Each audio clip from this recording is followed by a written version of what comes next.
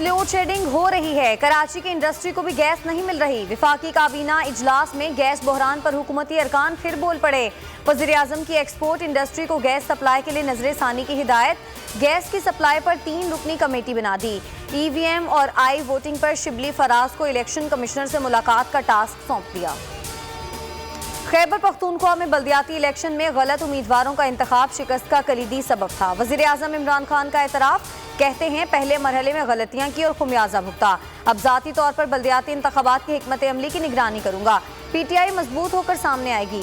वज़ीर आला महमूद खान से रिपोर्ट तलब।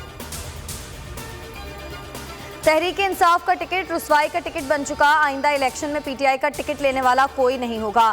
उम्मीदवार अब हेलमेट पहनकर अवाम में जाएं। मरियम नवाज की घन गरज, कहा ना अहली और नालायकी के रिकॉर्ड तोड़े हों तो नाकामी ही होगी। इमरान खान अवाम की जान छोड़ें और थोड़ी सी जो इज्जत है वो बचा के चले जाएं।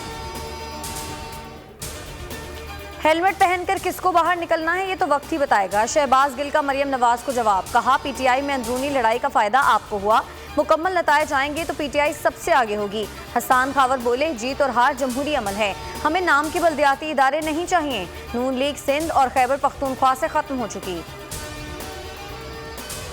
फवाद चौधरी ने JUIF को शिद्दत पसंद जमात करार दे दिया। बोले, फजलुर रहमान का इख्तिदार में आना बदकिस्मती की बात होगी। सियासी बोनों का कद बढ़ने से मुल्क को नुकसान होगा। हाफिज हमदुल्ला का जवाबी वार, कहा आइन बनाने वाली पार्टी को इंतहा पसंद कहने वाले खुद इंतहा पसंद है। तनकीद करने से हार का असर जायल नहीं हो सकता। मरियम औरंगजेब और शहजाद अकबर आमने सामने। लीगी तर्जुमान कहती हैं शहबाज शरीफ के खिलाफ सीरीज ऑफ केसेस बदनीयती पर मबनी हैं। 3 माह गुजर गए लेकिन अब भी कोई सबूत नहीं। बताया जाए कि तहकीकात क्यों नहीं हुई।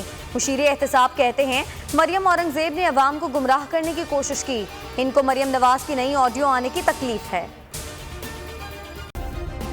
सब्सक्राइब करें और बेल दबाएं ताकि कोई खबर रह न जाए।